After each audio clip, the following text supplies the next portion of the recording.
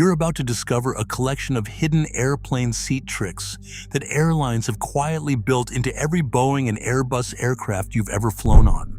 And most passengers have absolutely no idea they exist.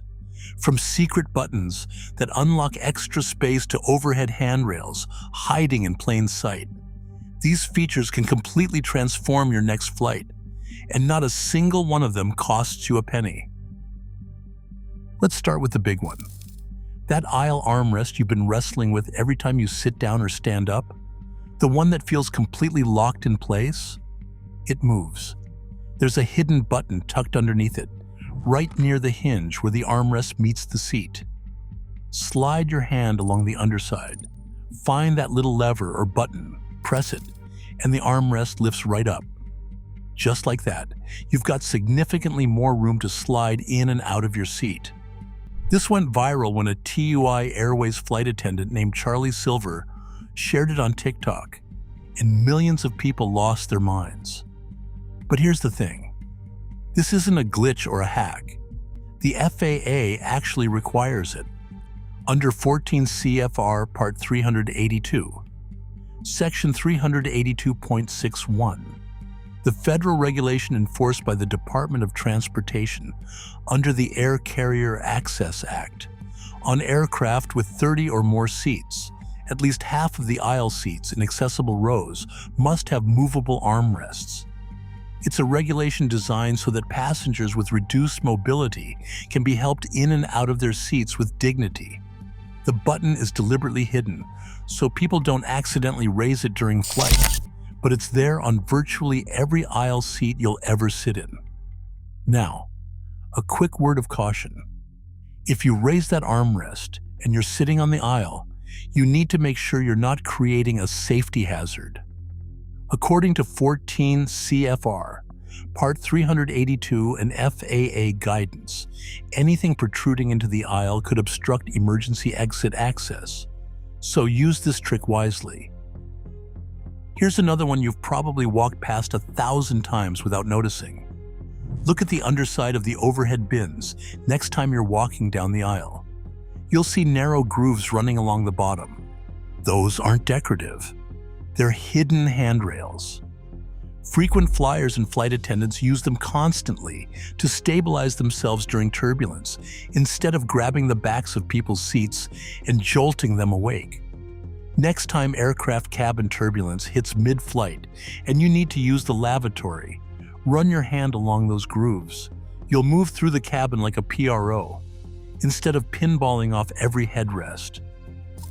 Speaking of headrests, let's talk about those weird flaps on either side of yours. You've probably pushed them around absent-mindedly, but you might not realize they're specifically engineered to solve one of flying's most annoying problems, the head bob. Those wings are adjustable. You can bend them inward to cradle your head while you sleep, keeping it from flopping onto your neighbor's shoulder or snapping you awake every 30 seconds. On a long-haul flight, this one trick is genuinely life-changing, and it's been built into your seat this entire time. Now let's get into something a little more strategic, because airlines aren't just hiding physical features from you. They're also hiding how the seat selection game really works. You've probably noticed that when you book a flight, the seat map looks surprisingly full, with only middle seats left unless you want to pay extra. That's not an accident. Airlines steer you towards seats that benefit them, not you. They hold back premium positions, window and aisle seats in desirable rows, and release them strategically to generate FEs. Between 2018 and 2023, American, Delta, United, Spirit, and Frontier brought in $12.4 billion in seating fees alone. In 2024, airlines worldwide brought in $148 billion in ancillary revenue, and seat selection is a massive chunk of that, with projections climbing even higher through 2026. So here's what the PROs do. You set an alarm for exactly 24 hours before your flight. That's when online check-in opens, and airlines release their best remaining seats. Most travelers check in sometime within that 24-hour window, but the frequent flyers act within the first 60 seconds. That's when the good seats appear. and that's when they disappear. If you want to go even deeper, use a tool like Expert Flyer. Seat Guru was the go-to for years, but it shut down in late 2025, so Expert Flyer is now the primary alternative. You punch in your flight details, and it shows you alerts for specific seats the moment one opens up, so your phone buzzes and you can grab it immediately. Aerolopa is another newer option worth bookmarking, with detailed cabin maps that show you exactly what you're getting before you commit. Here's a clever trick that travel content creator Jess Darrington shared. If you're traveling with a companion, book the window and aisle seat in the same row, leaving the middle seat empty. Most solo travelers avoid booking middle seats, so there's a decent chance nobody fills it. Darrington's family booked 4 seats split across 2 rows on an 11-hour flight from Amsterdam to Salt Lake City using this method, and nobody took either middle seat. They had 2 full rows to themselves for the entire flight. Now, if you're hoping for a bigger upgrade, flight attendant and cabin manager Coral Lee, who's been flying for over a decade, has this advice. Ask politely if there are any available seats in business class or premium. Your chances go up dramatically if you're dressed nicely, if the flight isn't full, if you're traveling solo, and if you board last. Midweek flights, overnight red-eyes, and off-peak travel seasons give you the best odds because there's less competition for those empty premium seats. And while you're thinking about leg room, you should know just how much you've lost over the years.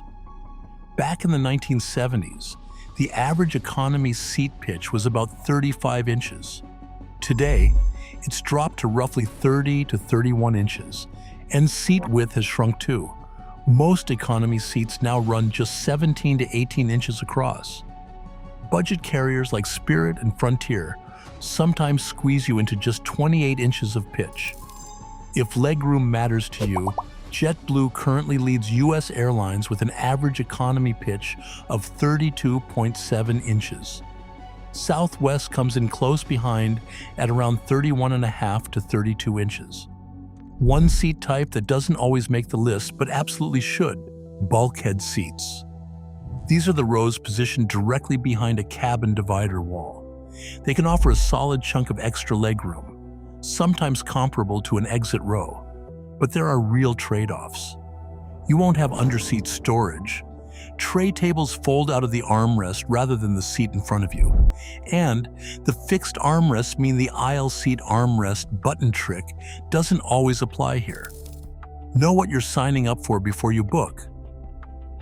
You might also be eyeing the exit row, and for good reason. Those seats typically offer 6 to 10 extra inches of legroom, but you need to meet the requirements. You must be at least 15 years old, physically able to operate the exit door, and able to communicate with the crew. As one flight attendant put it plainly, "We don't play when it comes to the exit row. My life and others will depend on your assistance." Also know that you can't store anything at your feet in those rows. Everything goes overhead. One last hidden feature that's genuinely fascinating. Almost every airplane lavatory has a concealed locking mechanism hidden beneath the lavatory sign on the outside of the door.